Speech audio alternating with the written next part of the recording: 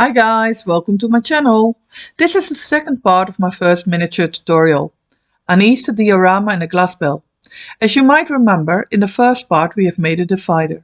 One side of that divider is the outside wall and the other side is the wall in the house. Today we're going to work on that outside wall. First we will cut 3 pieces that fit exactly the width of the inside of our square window. And the wider piece, I used a half centimeter wide. That will be our windowsill. The windowsill will stick out on the inside wall. Dry fit and make it shorter when needed. When it fits perfectly, glue it in. Now we start with the frame around the square window. Cut 4 pieces with on both sides a 45-degree angle, like a picture frame. 45-degree angles can be easily cut with the help of skirting board cutter. Make the frame slightly bigger, that way a bit of the inside pieces will be visible and adding a nice layer.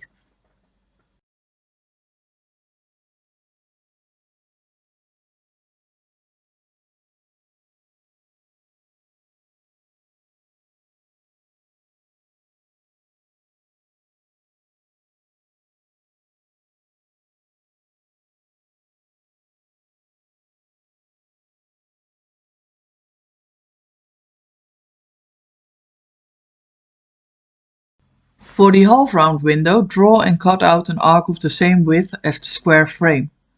A piece for the inside bottom of the half-round window and a strip of carton for the inside arc. Glue first the inside parts in and then the arc.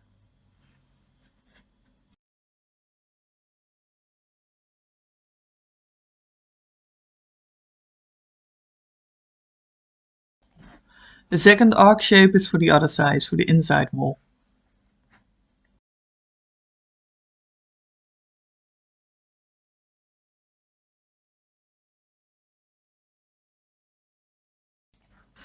As you probably can see, the arc is a little wider than the square frame. We will sandpaper it to make it fit, round off the edges and smooth everything out. I used a flat and a half round file. For the window glass I used a plastic sheet from a package of a toy. I wanted to make a cross grid on the square window and a spokes grid on the half round window. For the square window, cut 2 long pieces and 4 short ones. For the spokes grid, cut as many spokes as you like. Dry fit the grid pieces first before gluing them.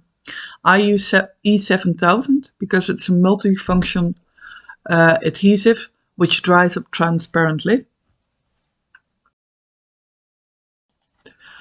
What I also like about this glue is that you can move the pieces in the right place while it's drying. Plus, when I got a little bit of glue on the plastic, I could remove it easily by carefully scratching it with my nail.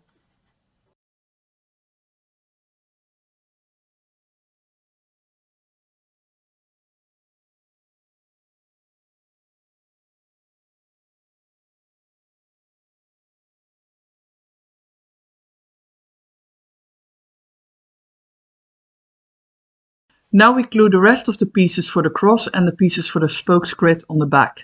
Be careful to fit the pieces exactly on their counterparts. Again, with this glue I could move the pieces a little bit when they weren't exactly in the right place. Just in case, if you're wondering how I am able to glue the pieces so fast, the video is sped up and of course I cut out all my mishaps. So don't get frustrated if it's not going as easily. Now it's time to glue in the glass and the window frames. I used wood glue on the ends of the pieces and spokes.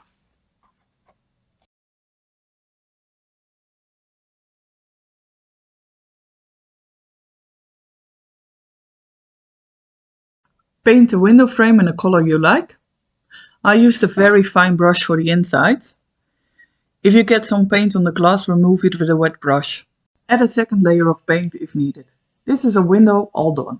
Now we start with the bricks on the wall. First we give the wall a white or grey base coat. For the bricks we use egg carton or any package carton with a nice brick-like texture.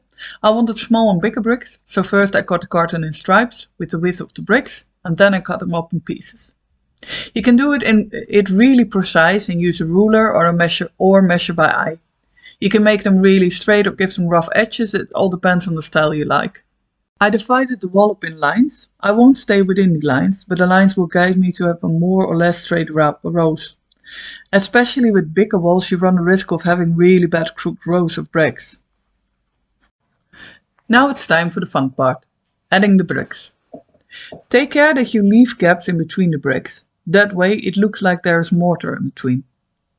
You need to stagger your bricks, meaning that one brick in the second row sits on two bricks in the row below it.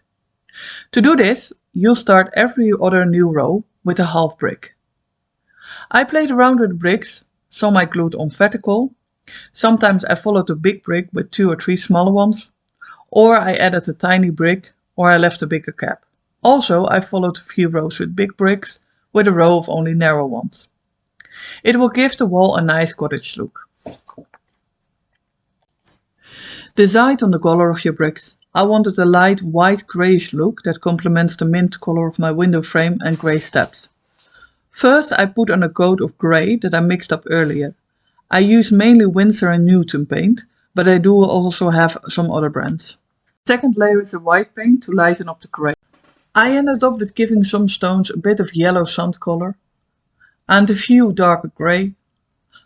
Other stones got to be more white, and a few I gave a light brush of dark brown or black. Adding in these details gives the brick a realistic and natural look. Don't overdo it and dab with your fingers or brush if it gets too much color.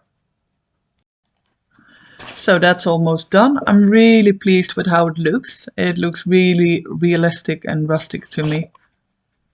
Before we can use the filler, we have to seal the bricks with Mod Podge. For the mortar you can use a joint compound, but I used a white wood filler and that works really well too. Push it carefully in between all gaps. If you want an older look, you can also leave some gaps without the filler. Don't push too hard or your egg carton bricks will lose the paint layer, though you can touch it up later when it happens.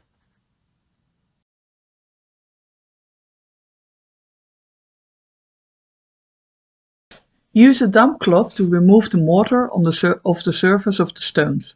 Do this immediately, otherwise the filler will be dry and won't come off anymore. Due to the Mod Podge, the filler will be removed quite easily with a damp cloth. So guys, that's it for the second part. Hopefully you enjoyed it and will join me again for the next part. Please give a like and subscribe if you like to be updated when the next part will be up. Thank you for watching!